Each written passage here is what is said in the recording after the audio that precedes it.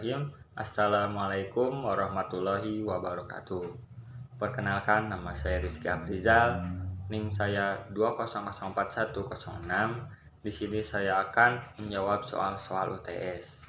Yang pertama adalah, apa yang Anda pahami tentang metodologi studi Islam dan bagaimana sejarah perkembangannya?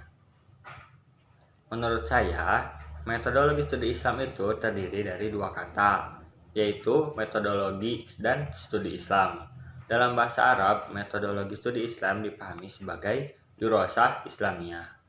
Pengertian metodologi studi Islam adalah kajian secara sistematis dan terpadu untuk mengetahui, memakai, dan menganalisis secara mendalam hal-hal yang berkaitan dengan agama Islam, pokok-pokok ajarannya, sejarah Islamnya, maupun realitas pelaksanaannya dalam kehidupan.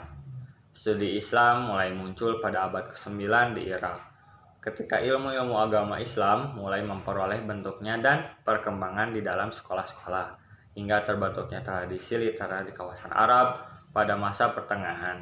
Berikut ini adalah beberapa kota yang merupakan pusat kegiatan intelektual sebelum dan menjelangnya datangnya Islam, yang berperan sebagai jembatan dalam proses penyerapan ilmu pengetahuan oleh umat Islam. Pertama adalah Athena. Sebagai sebuah kota yang berada di bawah kekuasaan kerajaan besar Romawi Timur, Athena mengalami kemakmuran dan kemajuan budaya, serta menjadi salah satu pusat kegiatan intelektual Romawi. Kedua adalah sebuah kota kuno dibangun sekitar abad ketiga sebelum Masehi, yaitu Alexandria.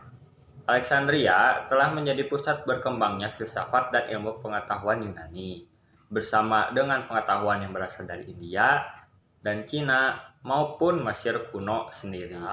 Ada Edessa, Haran, dan Nisibis. Yang keempat ada Jundi Shapur, dan yang terakhir yang kelima ada India dan Timur Jauh.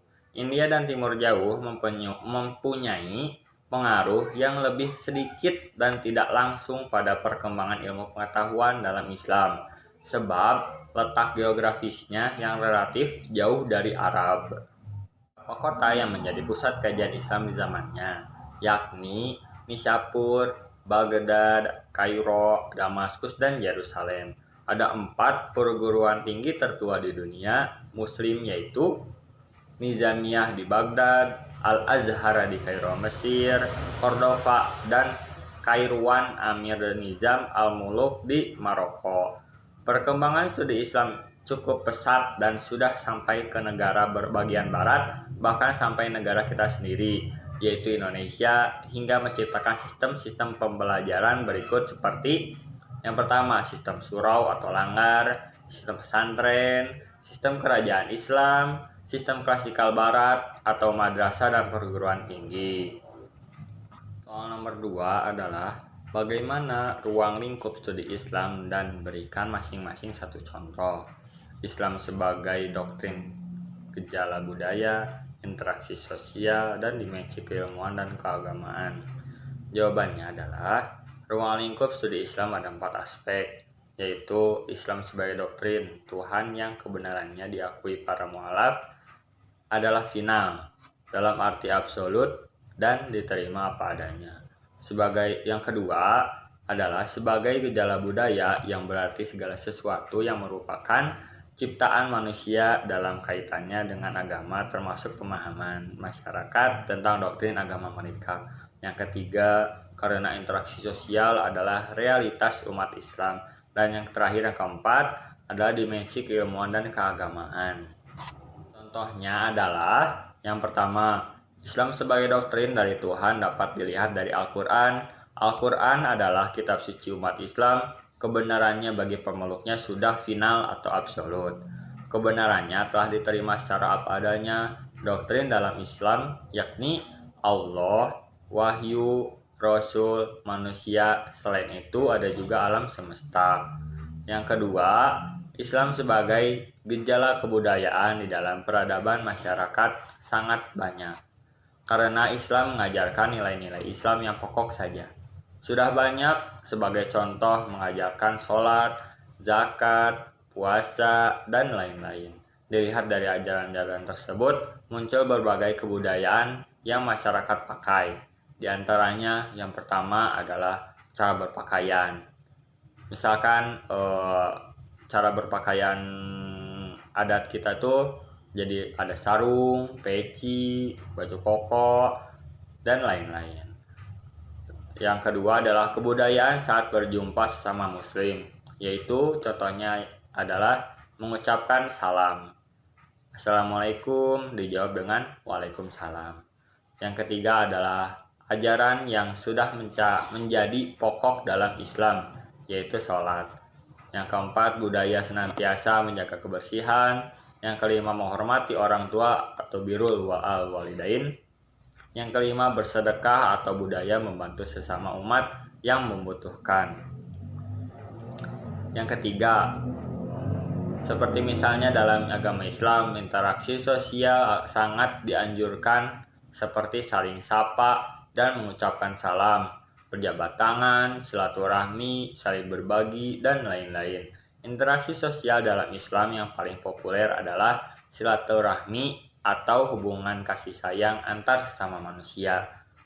Dan yang keempat,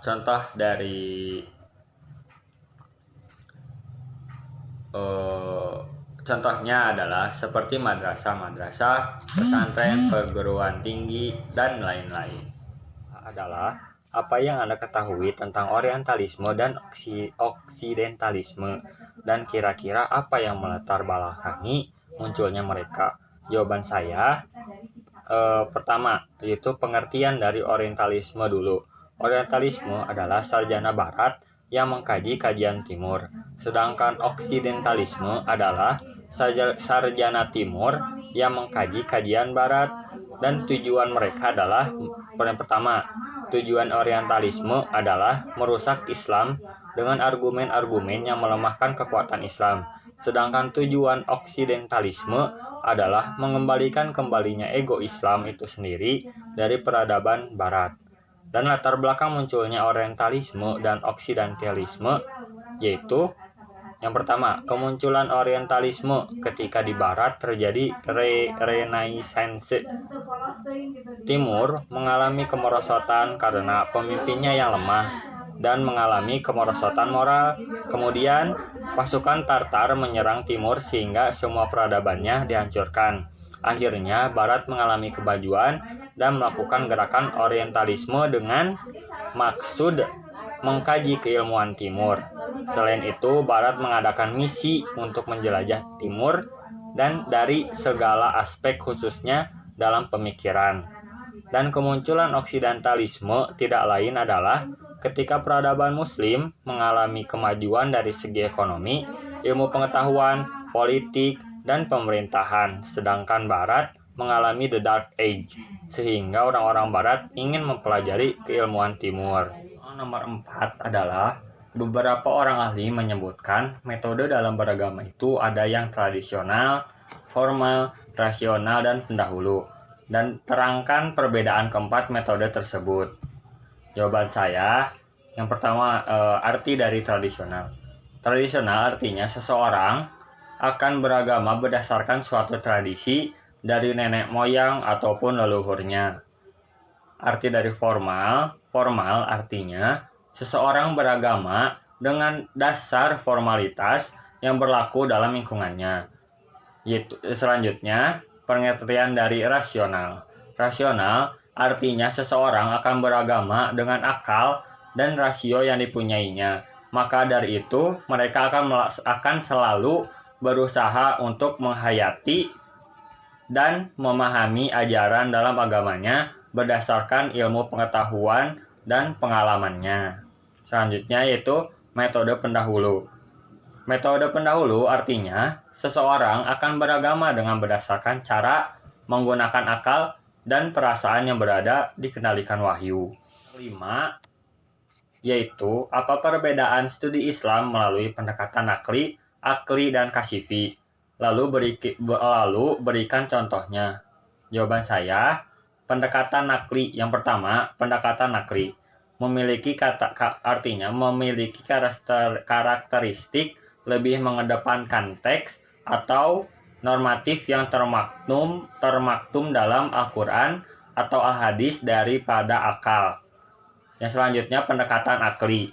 Pendekatan akli merupakan akal pikiran manusia yang sehat dan objektif dan tidak dipengaruhi oleh keinginan, ambisi, atau kebencian dari emosi.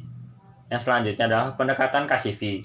Metode ini dipergunakan oleh para sufi untuk memperoleh pengetahuan secara langsung dari Allah Subhanahu wa Ta'ala dengan intuisi sebagai instrumennya dan bukan melalui nalar. Dalam pengembangan metode pemikiran Islam, pendekatan kasifi juga dikenal dengan pendekatan irfani. Sekian dari saya. Terima kasih atas perhatiannya. Wassalamualaikum warahmatullahi wabarakatuh.